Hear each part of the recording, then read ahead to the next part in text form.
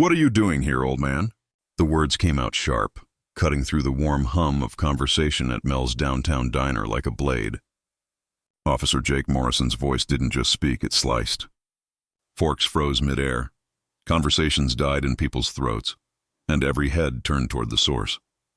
At the counter, Bobby Washington, 62 years old, sat with his coffee cup halfway lifted, hand trembling slightly, though not from fear. His eyes rose to meet Morrison's looming shadow, which now fell across his plate like a storm cloud blotting out the sun.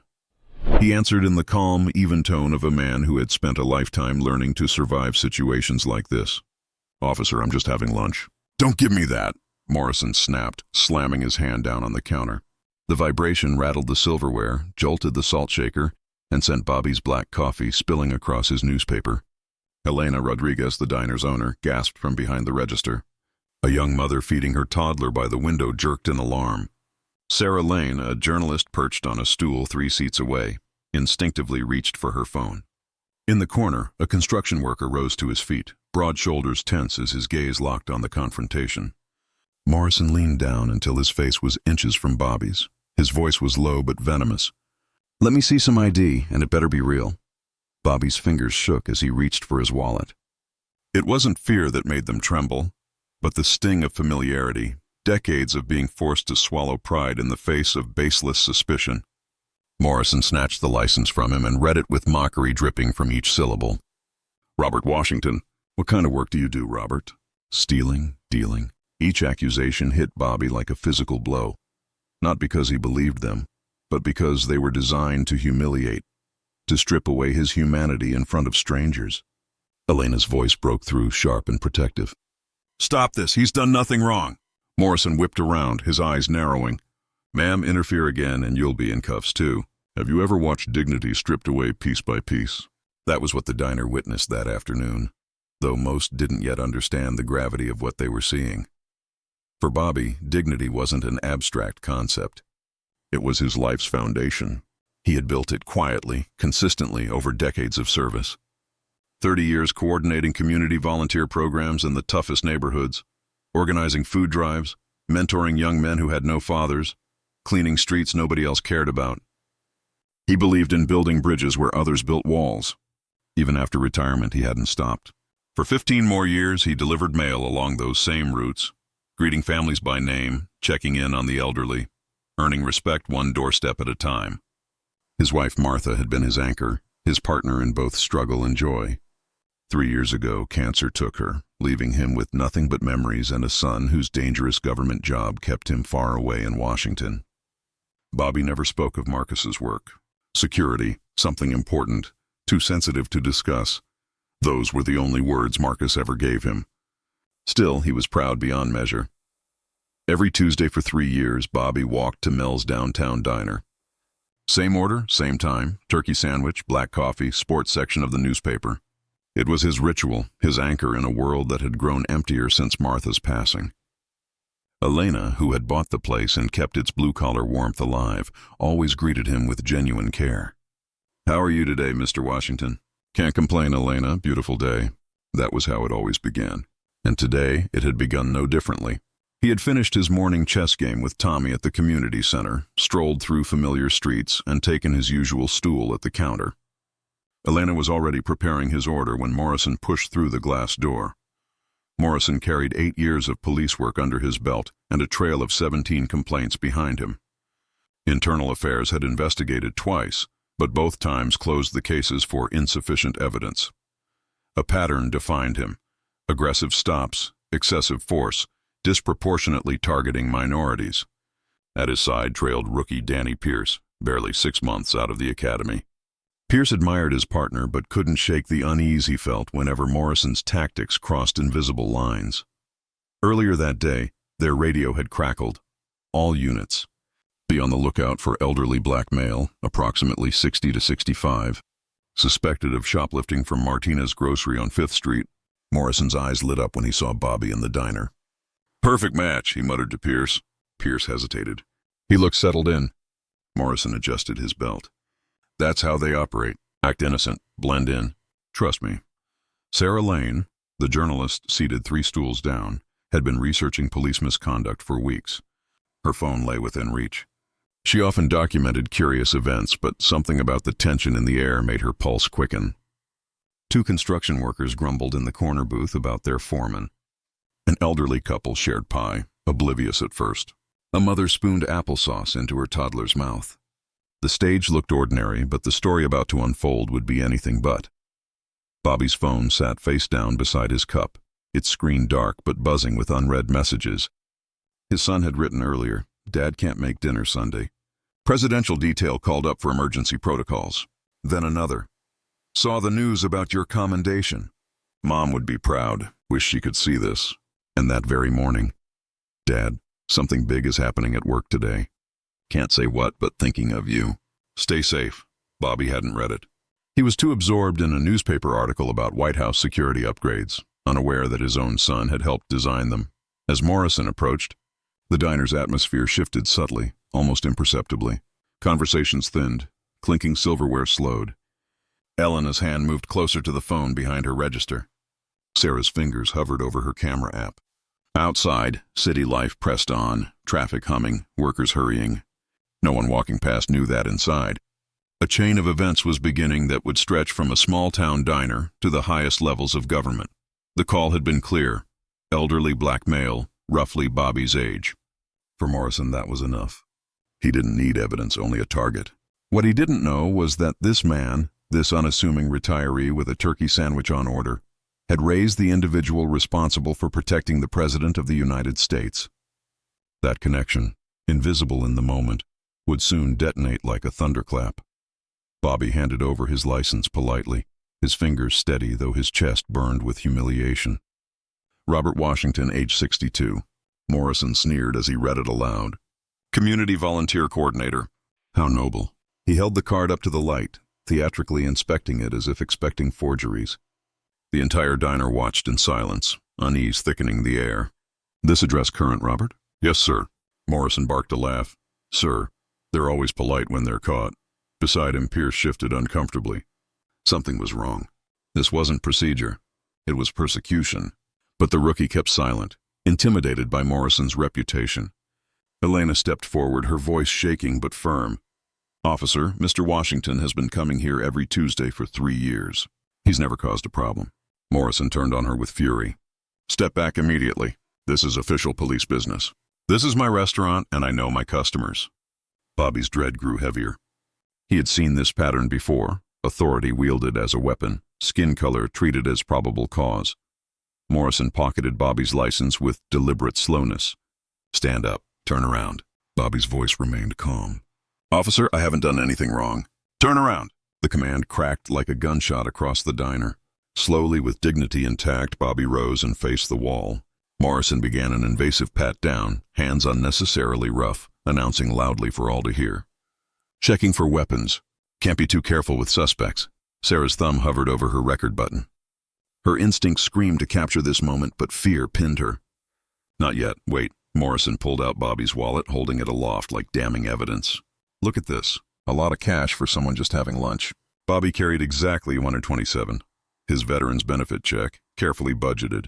From the VA, Bobby explained evenly. First Tuesday every month.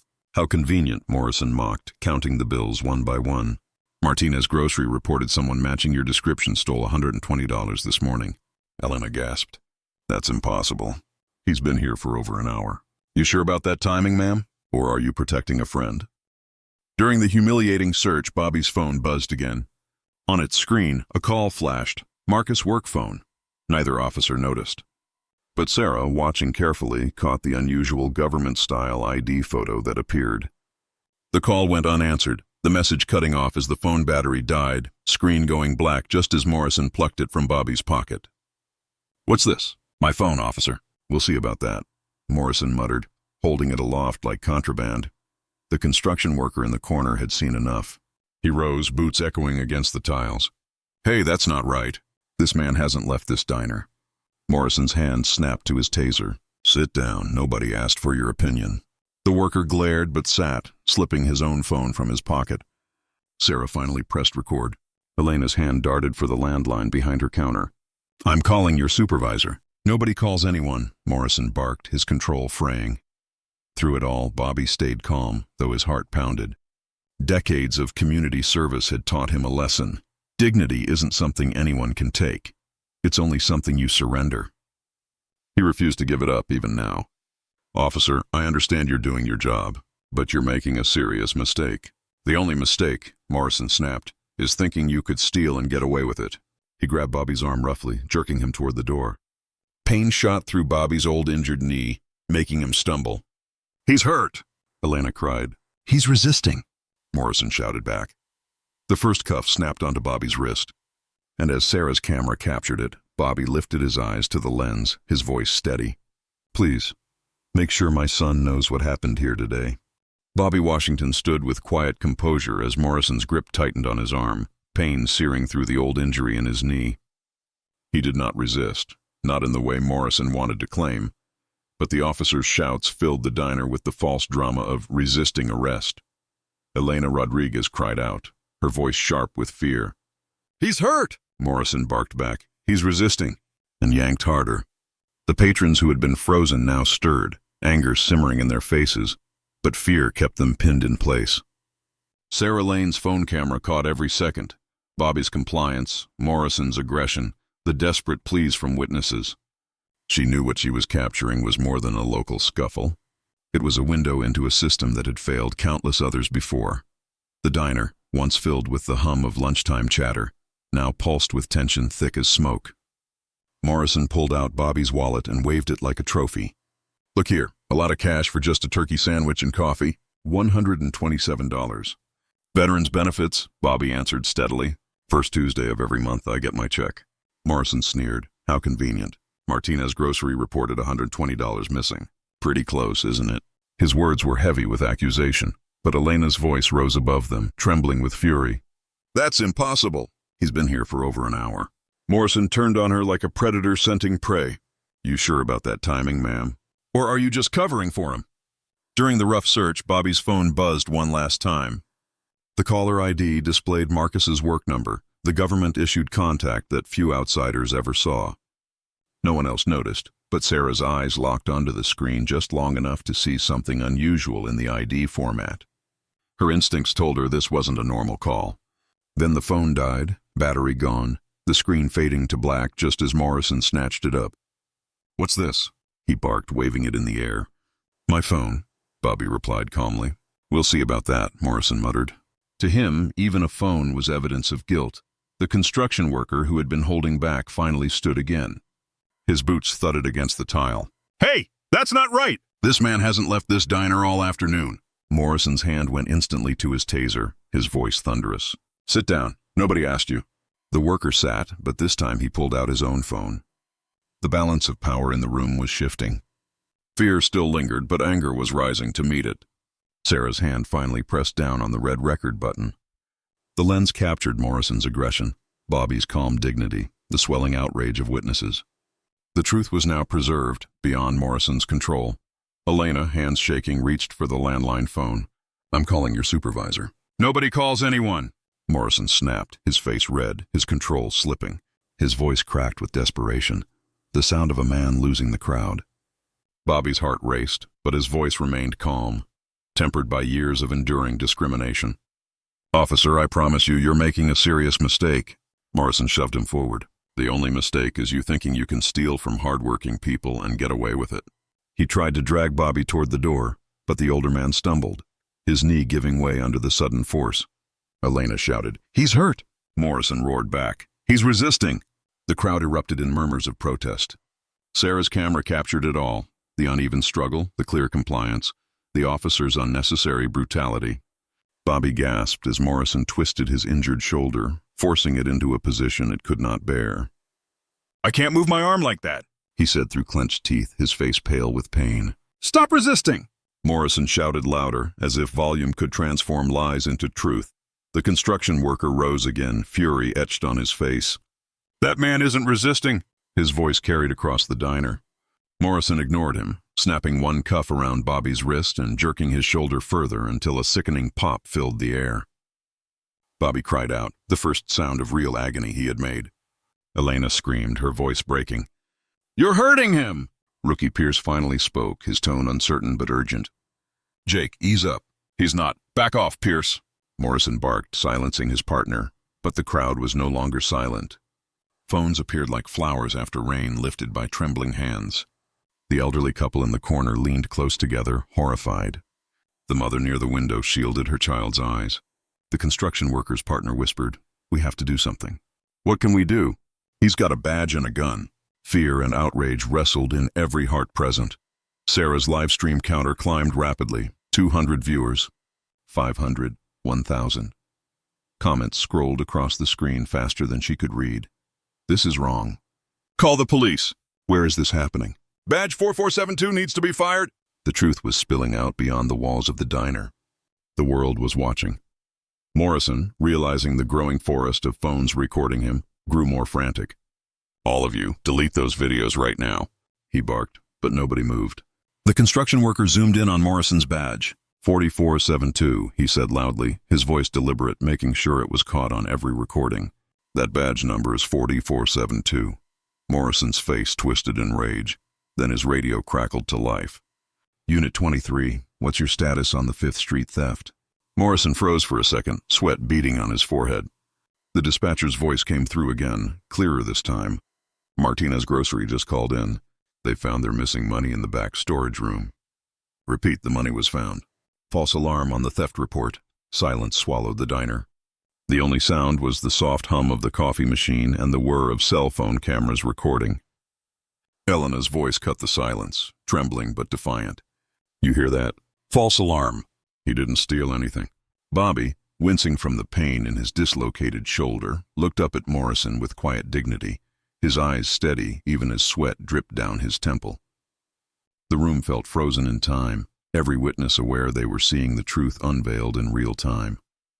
Pierce's voice broke the tension. "Jake, let him go, right now." Morrison's face flushed red. "No. He's still suspicious. Could be other crimes, drug dealing maybe." "Based on what?" The construction worker shot back. "Based on I'm the cop here," Morrison snarled. Sarah's livestream counter exploded, 2,500 viewers, then more. Comments flooded in. "This is insane. Somebody stop him. Federal charges now. Morrison is done." Screenshots began to circulate on Twitter, Facebook, TikTok. The story was spreading faster than wildfire. Bobby's breathing turned shallow, anxiety flooding his chest. Years of swallowed discrimination came rushing back all at once. Every suspicious look in a store, every time he'd been followed, every unjust stop, they all surged like a tidal wave. He whispered, barely audible, I need to sit down." "You'll sit when I tell you," Morrison barked. Elena rushed to Bobby's side, defying Morrison's stance, supporting his weight as his knees threatened to give out. "He's having a panic attack. He needs a doctor." The construction worker pulled out his phone, voice booming as he dialed. "We need an ambulance at Mel's Diner. Officer using excessive force on an elderly man." Morrison lunged for the phone.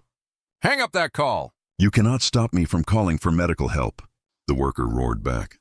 Pierce finally found courage. "Jake, look at him. He needs paramedics now." Bobby's face had gone pale, his breathing ragged. Sarah, heart pounding, made a decision that would echo far beyond the diner. She posted her live stream simultaneously across every platform with the caption, "Happening now. Police brutality at Mel's Diner. Elderly black man being assaulted for a crime that never happened. Badge number 4472. Share this everywhere." The internet answered. Within minutes, the video spread across platforms. Influencers retweeted it. Civil rights groups amplified it. Ordinary people forwarded it to friends. A local TV station flagged it as breaking news. A civil rights attorney began making calls. A member of Congress retweeted the stream with a scathing message. And in Washington, D.C., far from the diner, Bobby's son Marcus received a phone alert from his monitoring system. He clicked it absent-mindedly, thinking it was routine. But when the feed opened and he saw his father, his world collapsed into shock and fury. There on the tiny screen was the man who had raised him, who had sacrificed everything for him, now bent in pain under the hands of Officer Jake Morrison. Marcus's colleagues noticed the change in his expression, the way his face hardened, eyes burning with suppressed rage. "Sir, are you okay?" Marcus stood slowly, his voice deadly calm. "That man being assaulted on livestream? That's my father." Back at the diner, the tension only grew. Morrison tried to hold on to his collapsing authority, but his radio crackled again, this time with a voice unfamiliar, calm and authoritative. Unit 23, you have an urgent priority call from federal authorities. Report to your supervisor immediately. This is not a drill. Morrison froze. Federal authorities? In 8 years, he had never heard that phrase directed at him. Pierce's face went pale. Jake, what the hell is happening? Morrison stared at his radio, his world tilting beneath him. But around him, the diner buzzed with the undeniable momentum of justice being born. The crowd knew something monumental was beginning, though none could yet see how far the ripples would travel. The diner buzzed with panic, phones raised like a forest of glass and light, each screen capturing the chaos. Officer Morrison still gripped Bobby Washington's arm with cruel force, ignoring the dislocated shoulder, ignoring the pleas from Elena, Sarah, and the construction workers.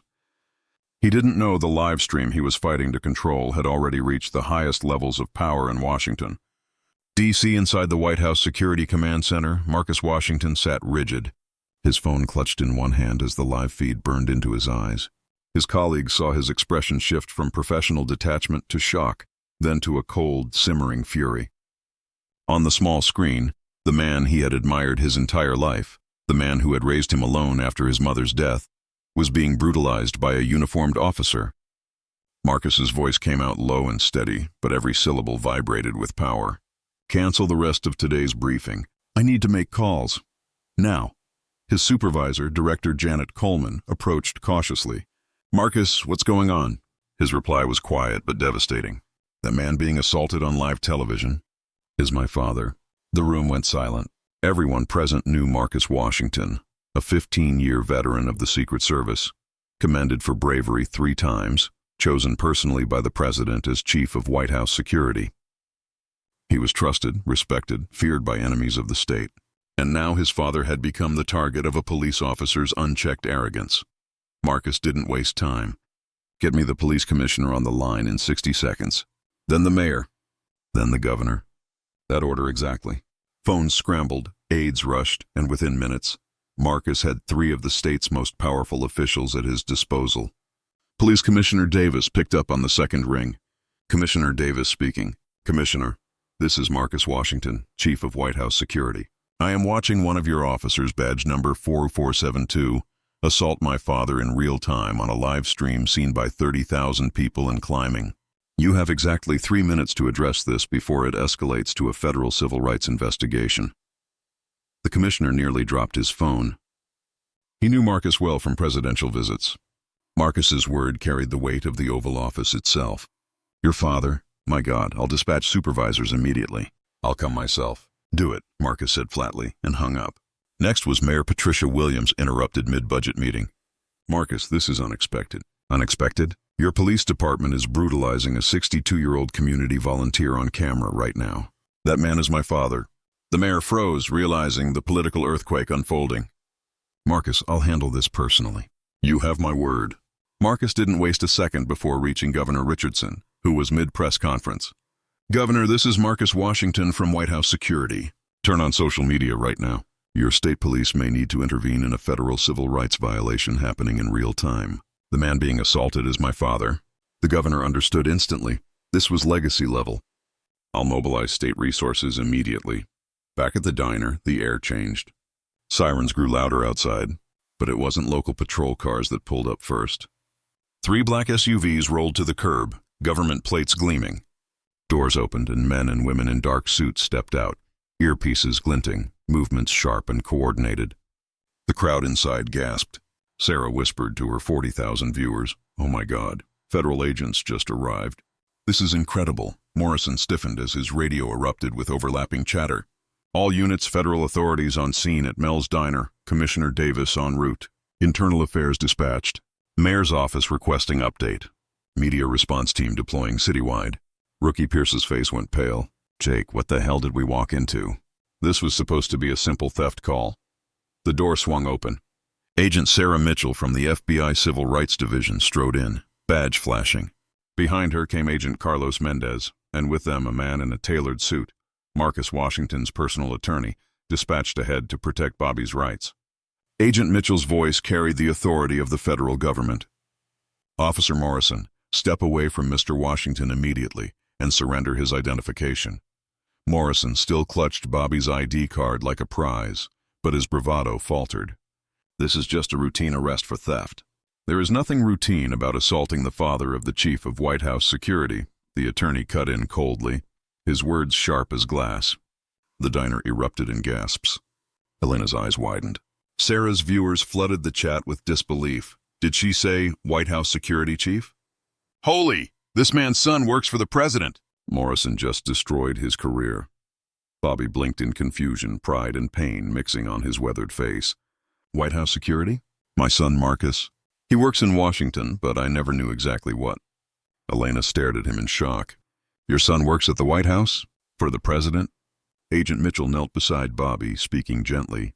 Mr. Washington, your son asked me to give you this message personally.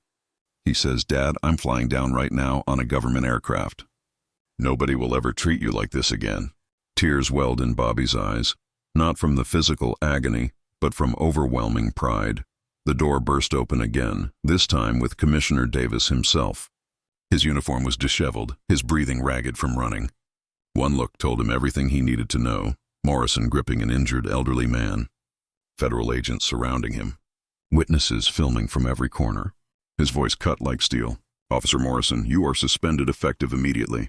Badge, weapon, radio. Now. Morrison's hands shook as he removed the badge that had shielded his abuse for 8 years. Sir, I was just following procedure.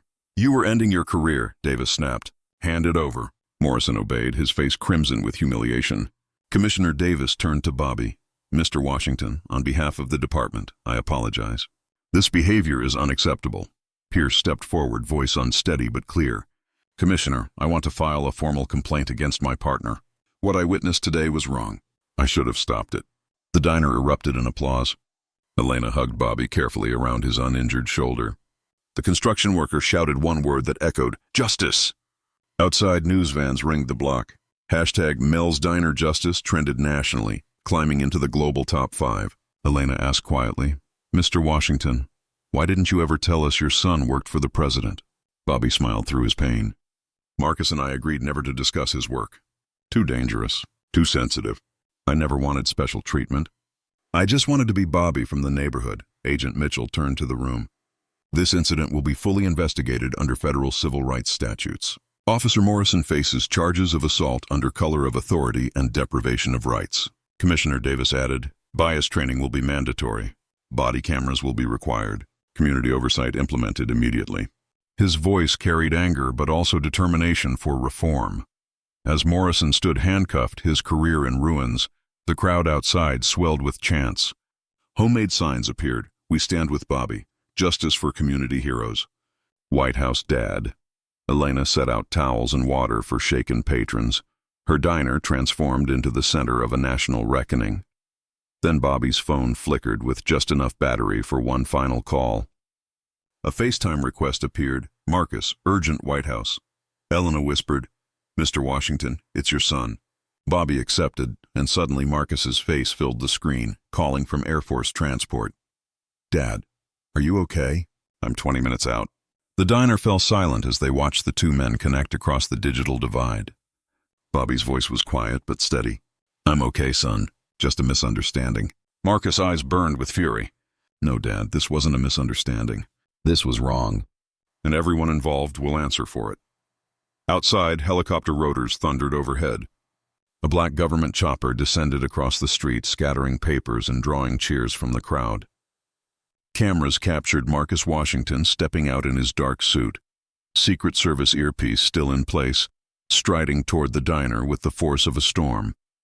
Inside, Bobby's face lit with pride as his son appeared through the glass.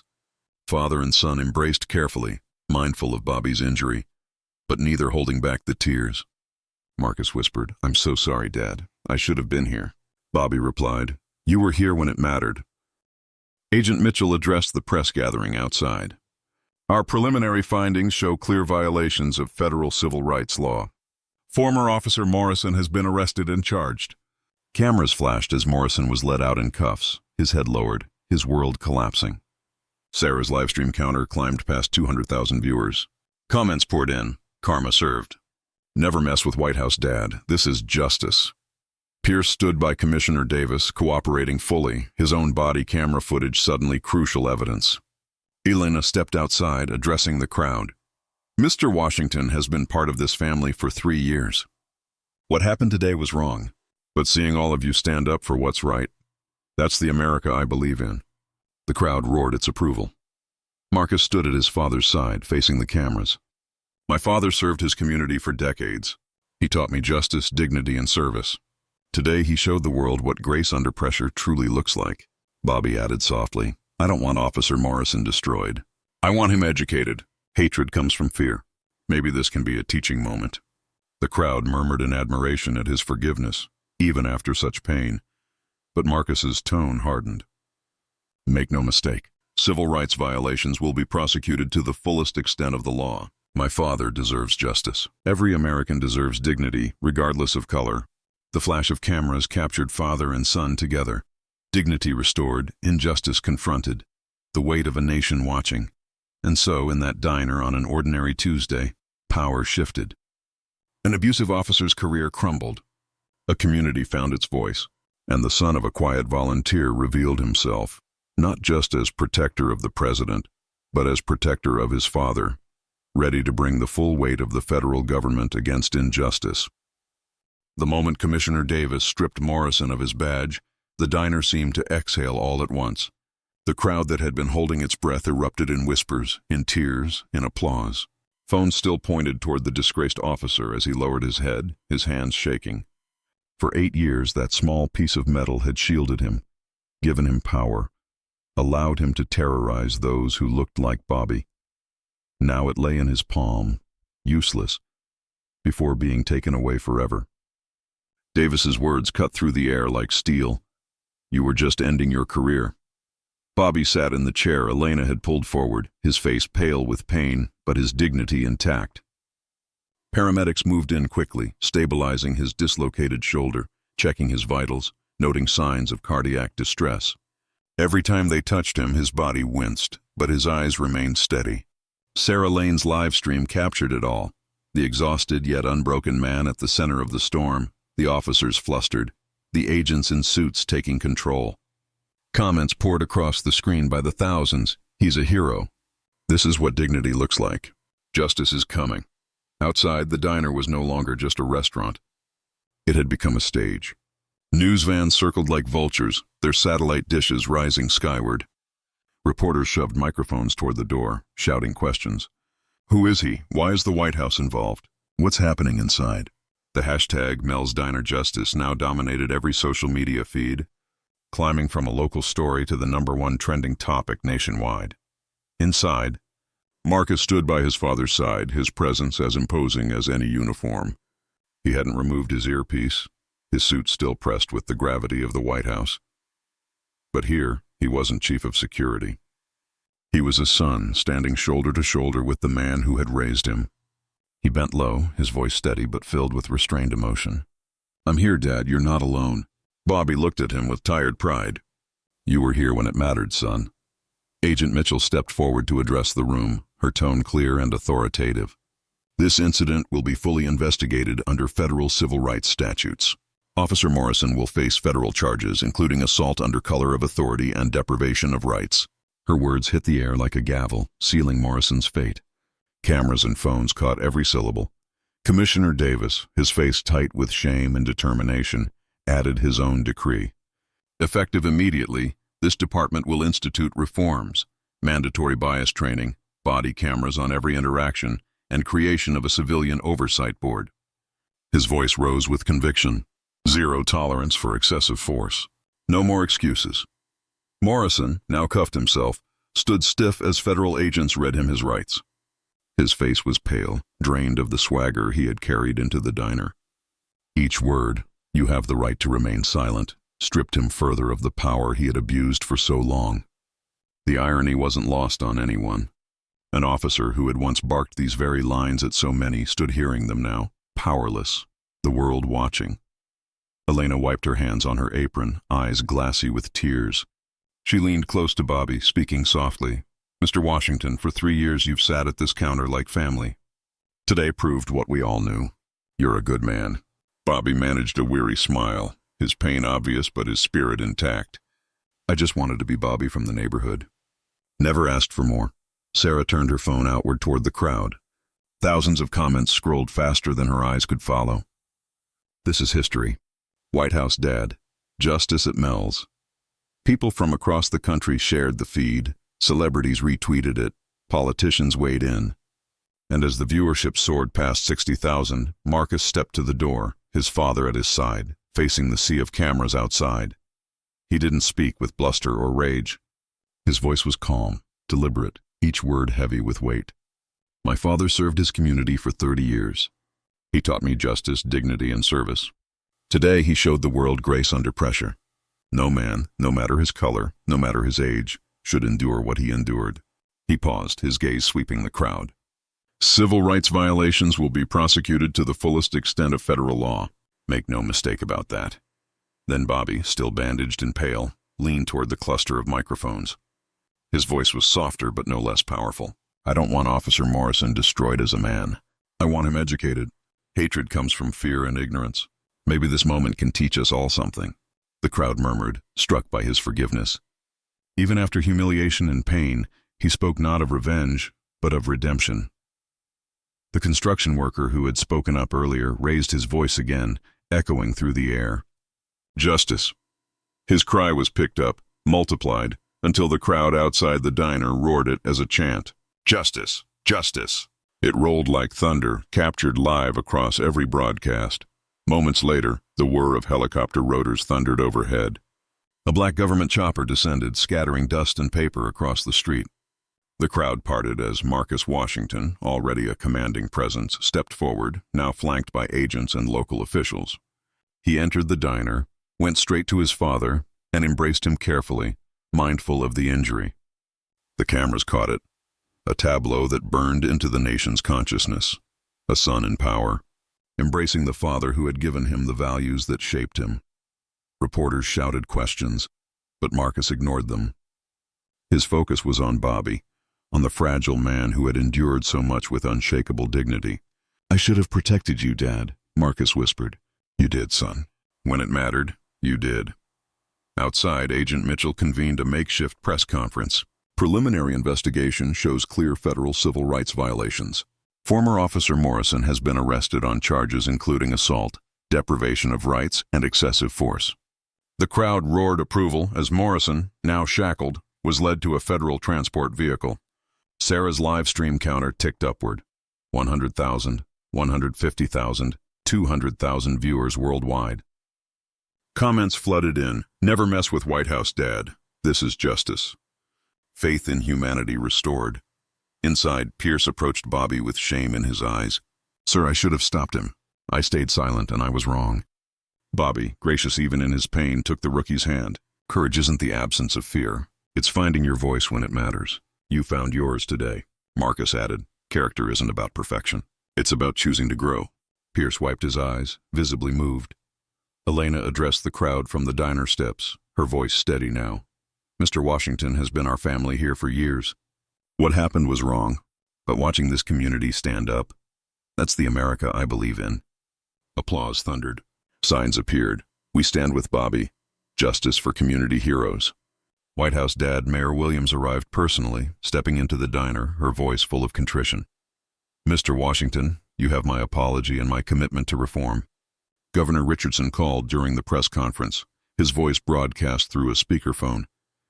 This state will not tolerate what happened today. Effective immediately, emergency police reform initiatives are in motion. The ripple was unstoppable. Sarah's live stream surged past 250,000 viewers. Civil rights attorneys made calls. Politicians issued statements. Communities across the country shared the story. Bobby Washington, who only wanted a quiet lunch and a turkey sandwich, had become the face of a movement. Inside, Marcus leaned close to his father. Dad, this isn't just about you anymore. This is about every man and woman who's ever been treated the way you were. Bobby's eyes glistened, his voice hoarse. Then let's make it count, son. And so the diner, once just a place for sandwiches and coffee, became a symbol. It was the place where power reversed, where abuse was dragged into the light, where dignity triumphed.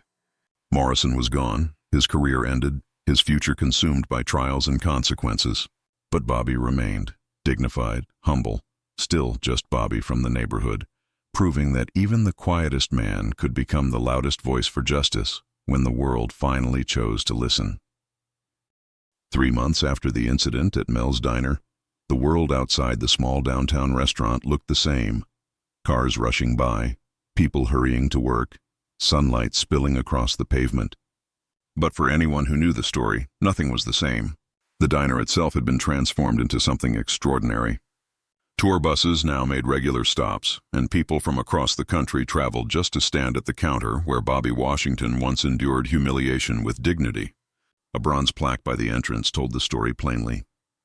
Site of the 2025 Civil Rights Victory, where community courage confronted injustice. Every Tuesday, Bobby returned to his seat at the counter. But he was no longer alone. Neighbors, activists, students, and travelers joined him for what had become known as Tuesday Coffee with Bobby. It wasn't just a meal anymore. It was a gathering, a conversation, a movement. People discussed local politics, their children's futures, and the changes sweeping through police departments nationwide. Elena, with her sleeves rolled up and her apron tied tight, served coffee and sandwiches with a pride that glowed on her face. The Bobby Washington Community Service Fund, created in the days after the live stream went viral, had already provided over 3,000 free meals to families in need. Donations poured in from strangers who had watched the video and felt compelled to contribute to something positive. For Bobby, it was humbling. He had never sought attention, never asked for recognition, but now his name carried weight. It wasn't just about him. It was about the principle his story represented. The legal aftermath had been swift. Officer Jake Morrison, once arrogant and untouchable, now stood as a cautionary tale. He pleaded guilty to federal civil rights violations. The judge, after hearing the testimony of Bobby, Pierce, Elena, Sarah, and dozens of others, sentenced Morrison to 2 years in federal prison, followed by mandatory community service. Not just any service. He would be required to teach diversity awareness and civil rights history to police academies across the country. It was poetic justice. The man who had spent years abusing power would now be forced to educate others on how not to follow his path. During sentencing, Morrison requested permission to speak directly to Bobby. His voice shook, stripped of the swagger that once defined him. "Mr. Washington, I was completely wrong. I hope someday to earn, not your forgiveness, but the chance to prove I can change." Bobby, who had chosen dignity in the face of abuse, listened carefully. Later he told reporters, "Redemption is possible for anyone who truly seeks it and commits to the hard work of becoming better." Danny Pierce, the rookie who once stood frozen in fear, had chosen a different path. He embraced reform, completing extensive bias training and volunteering for community outreach programs. He began visiting schools, speaking honestly to students about courage, respect, and the dangers of silence in the face of injustice. Every month he returned to the diner, not as a police officer but as a neighbor, learning from Bobby's example and sharing what he had learned. For Pierce, the day at Mel's Diner had been a turning point, the moment he decided to become the kind of officer his community actually needed. The ripple spread further than anyone expected. Across the nation, 47 police departments implemented what became known as the Washington Protocols: mandatory bias training, civilian oversight boards with real authority, body cameras required at all times, and automatic federal referrals for cases of excessive force. What began with one man's quiet dignity at a diner counter had reshaped policing practices across America. Sarah Lane's career soared after that day. Once a freelance journalist scraping by on small assignments, her live stream had launched her into national prominence. She became a civil rights correspondent for a major network, dedicating her career to exposing abuses of power and amplifying voices that were often silenced. In every interview, she credited Bobby Washington. "He reminded me why journalism matters, to tell the stories that change lives." For Marcus Washington, the incident cut deeper than policy or politics. It was personal. Each Sunday, he flew home from Washington, no matter how busy his schedule protecting the president. He and his father visited Martha's grave, sharing stories, tears, and laughter. Trauma had the power to fracture families, but in their case, it had forged steel. Marcus began speaking at police academies and government forums, telling the story not as a high-ranking official, but as a son. "My job is to protect the president. But my father taught me how to protect dignity when others try to strip it away. Universities invited Bobby to speak. Corporate America adopted his story into diversity training modules. His message was simple, always the same. I spent 30 years helping build stronger communities. I refuse to let hatred tear down what love built. He spoke with a calm authority, the kind that comes not from fame but from lived experience. His words resonated across generations, inspiring not just sympathy but action. Mel's Diner itself became a hub of reform. Once a week, local officers sat down with residents for coffee and conversation, not as a publicity stunt but as a genuine attempt to rebuild trust. Elena insisted on it. If my diner can be the place where injustice was exposed, it can also be the place where healing begins. Slowly, walls came down, bridges began to form. The construction worker who had first spoken up, James Patterson, found himself changed too. He started volunteering with veterans organizations, inspired by Bobby's quiet strength. If I could find the courage once to speak up, I can find it again whenever injustice appears, he said, his voice steady with newfound purpose. Across the nation, Bobby's story became mandatory viewing in civil rights and diversity programs. Clips of Sarah's live stream were replayed in classrooms, boardrooms, and training halls. People dissected the footage frame by frame, not just the brutality, but Bobby's response. His refusal to meet hatred with hatred, his insistence on dignity, his willingness to call for redemption instead of revenge. Everywhere he went, Bobby was asked the same question. Why didn't you fight back? His answer never changed. Because fighting back with hate only creates more hate. Dignity cannot be taken from you. It can only be given away. And I chose to keep mine. The legacy grew larger than one man, larger than one diner, larger than one injustice. It became a blueprint for peaceful resistance, for systemic change, for the power of ordinary people to shape extraordinary outcomes. Bobby Washington, once just a retiree with a turkey sandwich and a newspaper, had become a symbol, proof that sometimes the quietest strength carries the loudest echo. And still, on Tuesday mornings he sat at the counter, greeting neighbors with a smile, sipping his coffee. To him, life hadn't changed.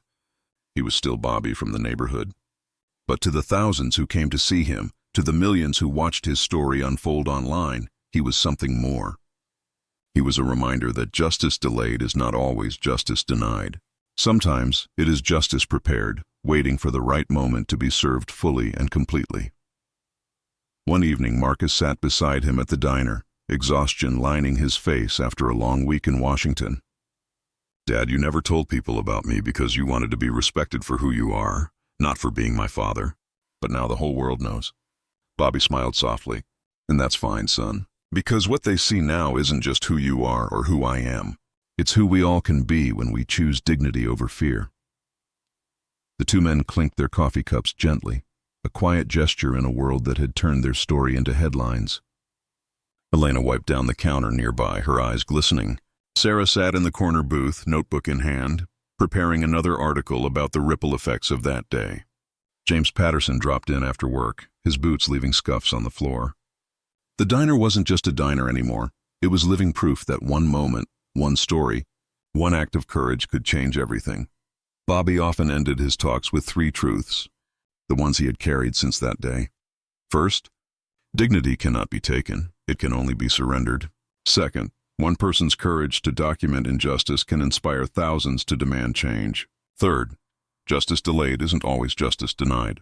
Sometimes it's justice ripening, preparing to be served. Marcus would add his own reflection. Strength isn't about retaliation. It's about holding on to your humanity when others lose theirs. Together, father and son embodied those truths, living reminders of what justice looks like when courage, dignity, and love stand firm against hatred. And so the story of Bobby Washington became more than a viral video, more than a scandal, more than a reform. It became a question posed to everyone who heard it. What would you do if you witnessed injustice? Would you speak up? Would you stay silent? Would you record? Would you act? The answers varied, but the impact was undeniable. Bobby's story was no longer just his. It belonged to every witness, every activist, every child who watched and learned that power is not always found in uniforms or titles. Sometimes it is found in an old man with a cup of coffee, a turkey sandwich, and the unshakable decision to never surrender his dignity.